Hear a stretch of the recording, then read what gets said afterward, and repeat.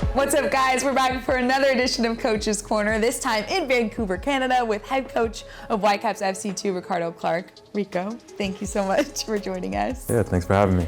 Second full year as the head coach of this club. What has been the biggest lesson that you learned from year number one that you've used here in year number two?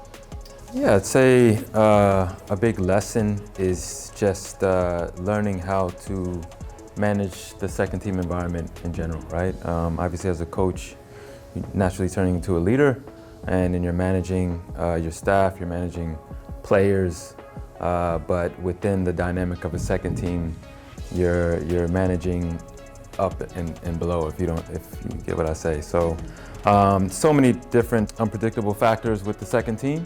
So with all that, you try to, get as organized as you can going into the season, but also just be ready to adapt week to week, but even day to day, right? And integration is something we've sort of tried to evolve within the club and in the second team environment. And with that becomes a lot of unpredictability, right? I say within that, just growing in that role and growing in the development space and managing all that to make sure we're getting the most out of the players, I'd say is an area of growth for me through this year after learning from last year. When it comes to the postseason specifically, you guys are once again kind of hovering right there around that playoff line. What did you learn from last year that you can use to change your playoff fate for this season? Surprisingly, I think this year we've actually, I'd say, put less focus on making the postseason. I think how we approached, or at least the mindset we tried to approach this year with, especially with instilling it amongst the players, is to just focus on the day-to-day, right? Focus on the day-to-day, how you're maximizing the opportunity,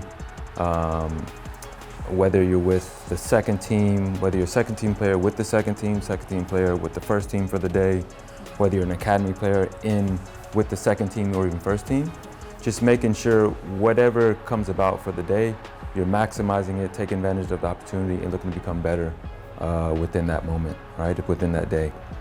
And then obviously, you progress throughout the week, and on the match day -1, the match day, then it's about in the second team environment, how are we gathering as much information as possible, then contributing it to the game, to perform individually, to help the collective, right, to hopefully have a good performance, and then hopefully the result takes care of itself. I would say with that, the group has done well to sort of take on that mindset, and we found ourselves with 4 games left in the season and right in the playoff hunt. So what we've done, we've kind of corralled the group together, especially the leaders amongst the group, the more experienced players, and asked them what they want.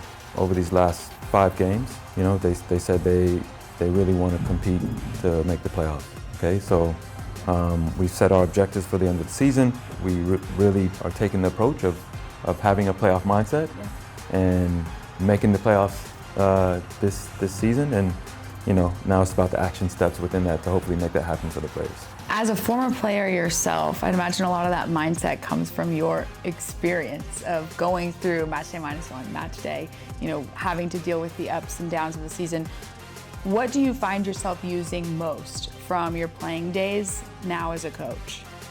Yeah, I think there's a lot of things, but one thing in particular is sort of having that feeling or empathy for what the player is feeling in the moment, right? To hopefully get them to respond or to motivate them, right? I know players respond to different things, different people, but I think I try to leverage, me being in their shoes at one point, whether it's just for a match day, whether it's just for their general careers and motivating them to hopefully have a sustainable and long career. But I think, again, like I said, just being in their shoes, finding ways and methods for them to respond, to hopefully have them perform for the short term and the long term. Does that make sense? Yeah, 100%. You touched on the uniqueness of being the head coach of this kind of intermediary level. With that in mind, how do you define success for the club this year? I know you talked about the playoff mindset, but in general, how do you define success? Yeah, I define success by, I would say, first of all, developing as many players as possible and helping them reach their full potential, right? With that, there's objectives there, right? How many players can we prepare and develop to make sure they're ready for a first team level, right? Obviously it can get better, but I think in regards to a decent amount of players, I feel like some players have reached that level to this part of the season. Obviously only so many players can make it. So then it's, okay, if it's not here, how we prepared them for maybe another first team environment, right, elsewhere, so that again, so they can hopefully have a sustainable and long career to keep going about fulfilling their passion. A long career like this guy had. For you specifically, been in Canada 4 years technically.